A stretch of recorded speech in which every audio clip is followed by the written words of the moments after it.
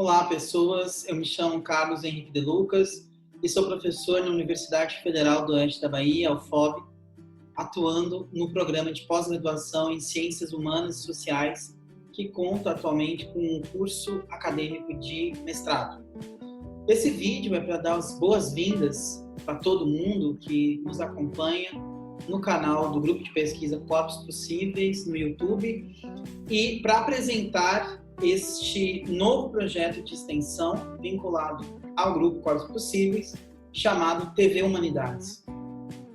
Qual é o objetivo desse projeto de extensão chamado TV Humanidades? O objetivo é bastante simples, é apresentar uma linguagem direta e, na medida do possível, sintonizada com as redes sociais, temáticas, problemas, assuntos sobre os quais a gente se ocupa na universidade.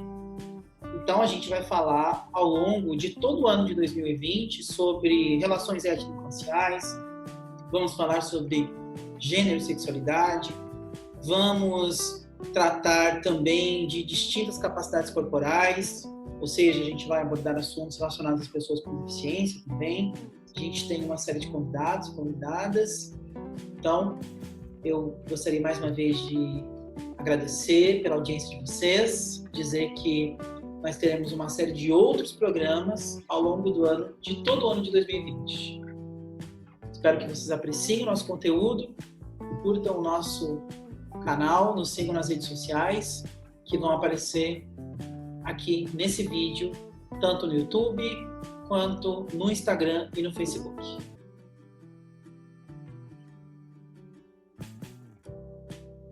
Com muita satisfação é que apresento a vocês esse novo canal, essa nova janela aberta a outros horizontes de mundo. Essa é uma janela de possibilidades, corpos e conhecimentos que emergem com potência no mundo para serem vistos, ouvidos e para serem sentidos, em todos os sentidos, com todos os sentidos, para estremecer, para desconstruir e para também construir. Esse horizonte é formado por vozes dissidentes, por lutas de corpos possíveis que resistem, insurgem e resistem. Desse modo, a proposta deste canal é promover e estimular a discussão sobre olhares e saberes não hegemônicos e construir novas miradas, novos caminhos e novas potencialidades. O canal nasce no extremo oeste da Bahia, Brasil profundo, sul-sul, região extrema também em desigualdades, preconceitos e normatizações. Mas é nessa terra que os sujeitos do Sul adubam as sementes de visibilização dos saberes e existências. É através dessa janela que nos conectaremos a outra forma de aprender o mundo. Vixe, tenho que me apressar. Os batuques já começaram, já ouço gritos e corpos irrompendo na arena. Vejo o velho mundo tentando resistir e o novo mundo apressado.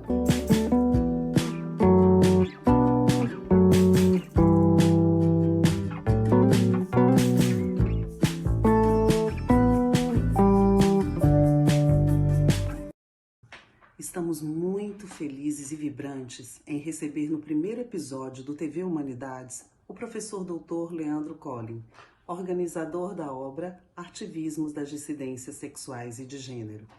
Essa obra realiza um passeio reflexivo muito interessante sobre várias cenas artivistas das dissidências sexuais e de gênero no Brasil da atualidade.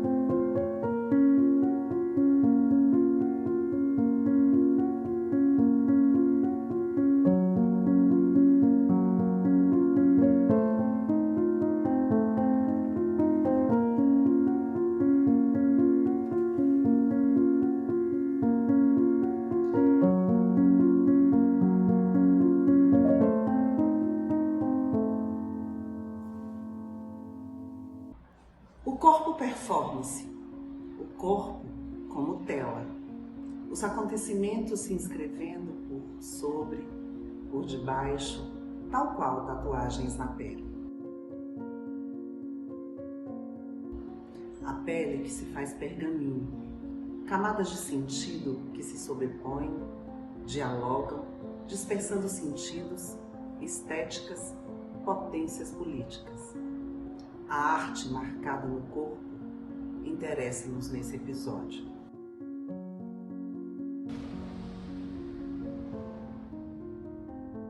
Esse texto ele tem duas funções, assim. Ele tem uma função de apresentar um pouco também o livro e dialogar com os textos que estão no conjunto do livro, né? Mas também tem dois grandes objetivos. Um deles é tentar entender as condições daquilo que eu falo no artigo, dialogando com Foucault, as condições de emergência dessa cena artivista das dissidências sexuais e de gênero, né? Então, primeiro daí a gente vai fazer toda uma explicação do que a gente está entendendo como uma cena, o que nós estamos entendendo por artivismo, e depois falar de algumas condições de emergência dessa cena. Ou seja, por que essa cena explode nos últimos anos no Brasil, né? Então aí eu elenco lá pelo menos umas cinco condições de emergência. Uma delas, por exemplo, é o grande aumento da visibilidade das temáticas da diversidade sexual e de gênero no Brasil, uma visibilidade que está tanto na grande mídia quanto nos produtos culturais, como nas grandes paradas que o Brasil organiza, né? Com a visibilidade de algumas políticas para o respeito à diversidade sexual e de gênero no Brasil, o próprio casamento civil igualitário a partir do ano de 2011 via o Supremo Tribunal Federal. Então, nós tivemos uma grande explosão, né, discursiva em torno dos temas da diversidade sexual e de gênero nos últimos anos, né? Também a própria valorização da arte como um suporte, como uma maneira muito potente, né, de desconstruir as normas de gênero e sexualidade, né? Então, eu entendo essa cena como uma cena artivista, porque ela usa a arte para fazer ativismo também, né? Então, assim, coisa que nem sempre os movimentos LGBT, pelo menos esses mais conhecidos, nem sempre eles valorizaram muito a arte como um instrumento central, né? Ao contrário de outros movimentos, como, por exemplo, o movimento negro, teve uma percepção historicamente muito mais forte, né, no campo artístico, pela criação do teatro experimental do negro, até os próprios blocos afro e tudo, né? Então, nós, com essa cena, eu entendo que o movimento LGBT também ganhou um outro braço, né? Um braço artístico, artivista, né, para a promoção dos direitos e o respeito à diversidade, né? O próprio crescimento dos estudos, né? Porque muita gente dessa cena também é da universidade, né? Nessa ampliação da universidade brasileira e a ampliação das discussões sobre gênero e sexualidade na universidade brasileira também possibilitou, de alguma maneira, a emergência de outros atores e atrizes, né, interessados nessas discussões e nesses temas. E aí eu coloco também um pouco lá de como também nos últimos anos no Brasil a gente viu florescer a abertura desse fluxo identitário, né, de novas identidades sendo criadas, recriadas, reconfiguradas, né, a potência, por exemplo, do movimento trans nos últimos tempos, né, como ele cresceu, como ele se multiplicou e coisa do tipo, e não por nada, muitas pessoas dessa cena são pessoas trans, né? Então, também a discussão do aumento da discussão sobre questões étnico-raciais dentro de uma perspectiva da interseccionalidade. E aí não é por nada que também nos produtos culturais a gente vê muita gente com marcadores étnico-raciais, muitas pessoas negras, né, produzindo essa cena e produzindo conteúdo dentro de uma perspectiva bastante interseccional, né, decolonial. Então, é muito interessante ver como é que, né, essas condições de emergência foram criadas nos últimos anos para a gente ter esse boom dessa cena, né? E eu não me canso de, todo dia, conhecer novos artistas, né? Novas pessoas, novos coletivos e tal. Então, essa foi a primeira parte do texto. A segunda parte do texto, que é pensar um pouco nas características artísticas dessa cena, né? Então, ela tem elementos que dialogam com questões artísticas, especialmente da chamada arte contemporânea, que eu estou muito interessado. Como, por exemplo, é uma cena que usa várias linguagens, né? A arte contemporânea, o que caracteriza a arte contemporânea, entre tantas coisas, é o uso de várias linguagens. Um mesmo artista, uma mesma pessoa artista usa várias linguagens. Ela não usa só um suporte, né? Uma só linguagem. Ela é múltipla, né? Então é muito interessante pensar que há um casamento, digamos assim, muito interessante entre, se por um lado se usa várias identidades, se questiona o fluxo das identidades e o trânsito das identidades do ponto de vista ativista e identitário, no campo artístico também isso se reflete, né, muito bem com o uso de múltiplas linguagens artísticas. Então a gente tem múltiplas identidades e múltiplas linguagens artísticas. Há uma sintonia aí muito interessante, muito que acho que dá pano para a gente pensar muitas coisas, né? A ideia de autoria coletiva, que também é muito forte hoje em dia na arte contemporânea, essa é uma cena de autoria coletiva, e isso tem se expandido, inclusive, né? Inicialmente, algumas artistas pareciam que estavam surgindo assim, trabalhando mais isoladamente, e agora elas fazem coisas em conjunto, gravam CDs em conjunto, uma produz o show da outra, né? Uma compõe, a outra grava. Então tem uma coisa muito coletiva que está acontecendo, né? E a própria ideia de coletiva, né, também, né, não e nem só mais coletivo, né, mas também de tornar dar um marcador feminino para o coletivo e transformar ele em coletiva, né? Então tem gente que está trabalhando com essa ideia também. A ideia de que você não faz um produto artístico para o sujeito relaxar e fazer uma fruição assim passiva, mas é uma produção artística que incita o espectador e a espectadora a participar, a pensar, a refletir, a falar, mesmo nas coisas muito duras, né, na violência muito, né, muito dura e tal, mas é uma violência tratada artisticamente que incita o espectador e a espectadora a não ficar numa situação de contemplação passiva, né? O que também é muito caro historicamente para as chamadas da arte contemporânea, né? Apesar de tratar de temas muito duros, é uma coisa que eu tenho também pensado, essa cena brasileira, me parece, que ela trata de sistemas muito duros, mas trata com um certo diálogo numa tradição muito cara nossa brasileira, que é tratar disso, mas tratar disso com felicidade também. A resistência é uma resistência na transgressão, com um toque, né, eu não quero aqui falar uma coisa muito assim estereotipada brasileira, mas é uma coisa assim muito forte da maneira de sambar na cara da sociedade, de fazer disso samba, de fazer disso um carnaval, de fazer disso um rap, né? De fazer disso uma macumba, de fazer disso uma mistureba total musical, talvez em especial na música, é isso que eu esteja falando, né? Então, assim, essa chave de leitura da resistência, da felicidade de transgredir na resistência, me parece, por exemplo, muito diferente do que essa chave de leitura, que é uma chave de leitura que tem sido usada para pensar cenas artísticas das dissidências, seja lá queer ou não, se vai chamar de queer ou não, que é, por exemplo, uma chave que tem sido operada no Brasil nos últimos tempos em torno daquele livro A Arte Queer do Fracasso, que agora recentemente foi toda a discussão, né?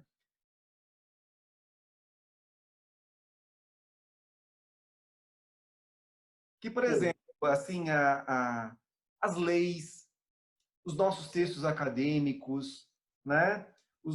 As nossas aulas, enfim, nossos livros, todas as nossas lives e todas as coisas, esse programa, né? Essa gravação que a gente está fazendo, elas são potentes para produzir outras subjetividades? São, mas a possibilidade disso acontecer não é tão intensa quanto quando você usa elementos artísticos que trabalham mais focadamente, ela tem a capacidade, porque esses outros produtos todos que nós lidamos, que nós produzimos, eles trabalham dentro de uma lógica mais objetiva, racional, ter o sujeito. Nós queremos dizer, olha, a homofobia mata as pessoas, aí nós colocamos os dados, refletimos sobre como a heterossexualidade é compulsória, ok. E muita gente lê isso e diz assim, poxa, realmente coisa grave isso e tal, e daí repensa suas ideias, repensa o seu lugar de ser e estar no mundo. Acontece isso sim. Agora, a arte, qual é o elemento diferencial da arte? A arte trabalha por outros caminhos. Ela não trabalha por esse caminho de eu vou te convencer de que a sociedade é homofóbica, né? A arte vai lidar com outros elementos. A arte vai lidar com elementos de ordem mais diretamente subjetiva. E aí vai atingir o âmago da questão, né? O âmago da questão que as leis, que os nossos debates, digamos assim, mais universitários não alcançam, né? Então, por que a gente lembra, a gente hoje adulto lembra imagens de telenovela, filmes que nos marcaram, uma canção que tocou e que nos marcou e que até hoje a gente chora ou lembra de uma situação. Então, a arte tem a capacidade de nos afetar de outra maneira, que não quer dizer que os textos acadêmicos e tal não têm capacidade nenhuma de afetar o sujeito. Claro que tem. Nós somos resultado disso, inclusive, né? Nós que estamos nesse campo somos resultado disso.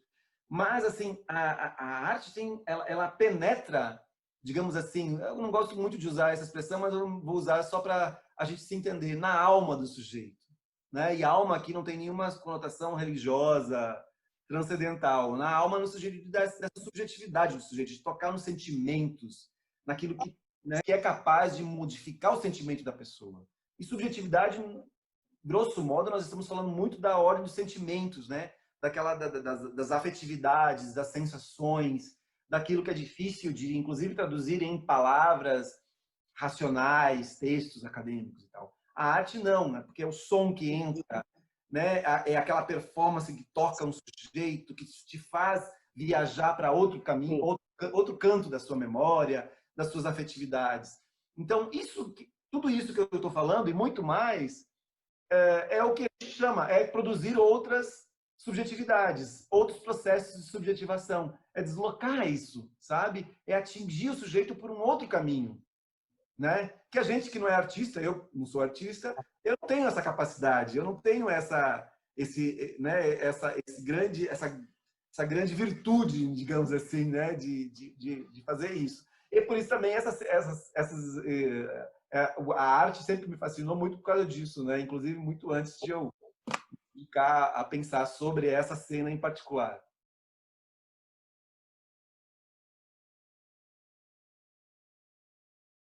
Uma diferença ainda que precisamos ter mais gente pensando sobre ela, né? Ou seja, convocando aqui vocês enquanto colegas para ajudar nessa reflexão.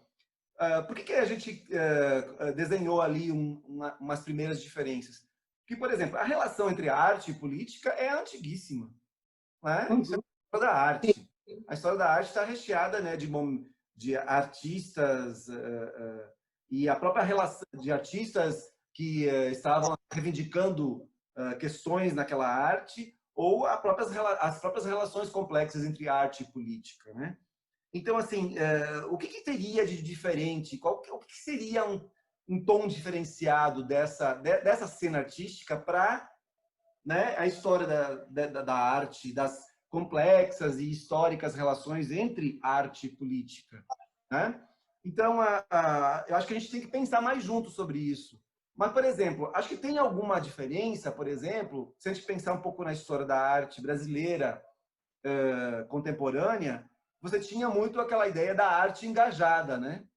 Especialmente quando da década de 60, 70, ou seja, aqueles artistas engajados. Eu estou usando esse nome porque era o nome que as pessoas mesmo se davam, né? E também que os outros textos também tratam muito disso, né? De uma arte engajada, aquela arte do partidão, né? Dos partidos de esquerda, enfim. Essa cena atual pode ser chamada de arte engajada nesses termos, que aquela arte da década de 70, 60, do que estávamos nomeando para aquela cena da década de 60, 70, eu acho que não. Eu acho que é uma arte que se diferencia, né? Primeiro, por exemplo, que aquela arte estava muito ligada a uma discussão marxista e as suas várias vertentes marxistas, ou aos próprios partidos, né? Ela era impulsionada por gente dentro dos partidos. Eu não vejo as pessoas dessa cena muito ligadas numa pegada marxista, né? Ou socialista, nesses termos da década de 60 e 70, né?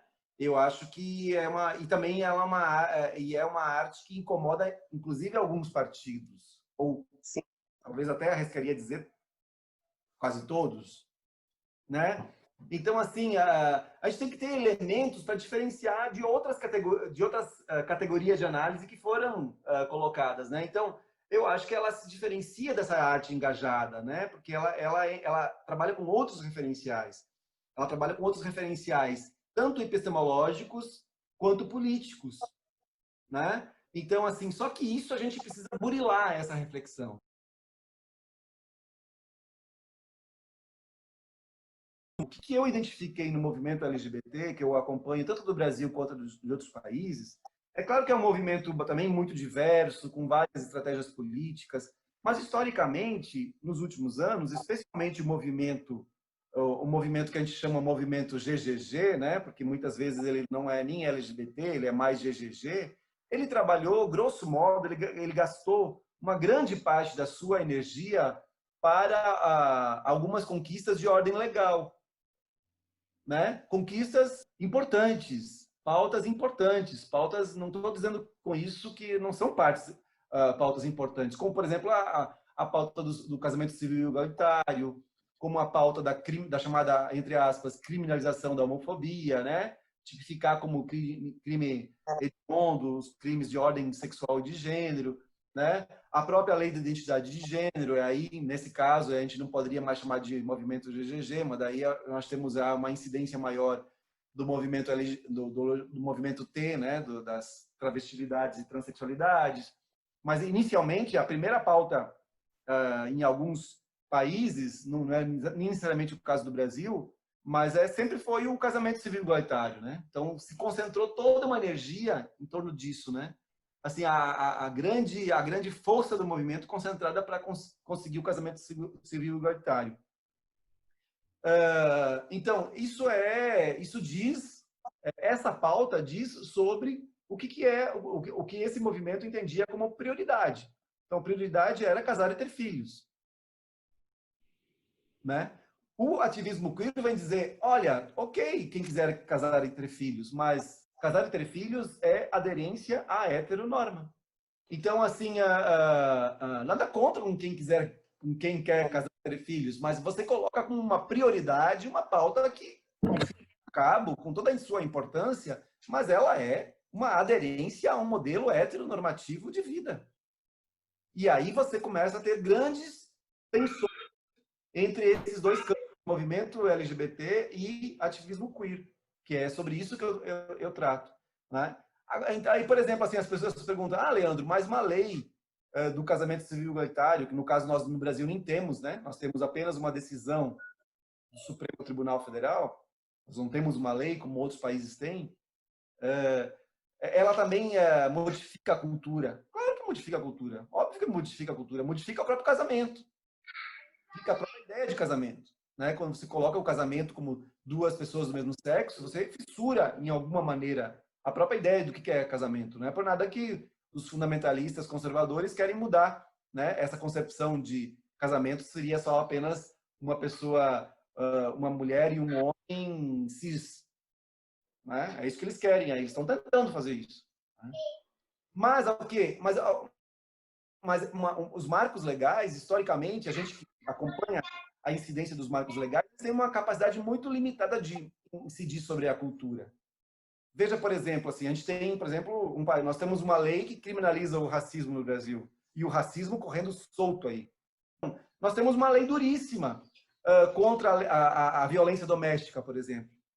Nós temos uma das leis mais avançadas no mundo incidindo sobre a violência doméstica contra as mulheres, que é a Lei Maria da Penha. E as mulheres apanhando aí, sendo assassinadas, por seus companheiros, os índices de feminicídio crescendo assustadoramente no Brasil, cometido por companheiros, né, ou pessoas da sua convivência muito próxima da sua família, né?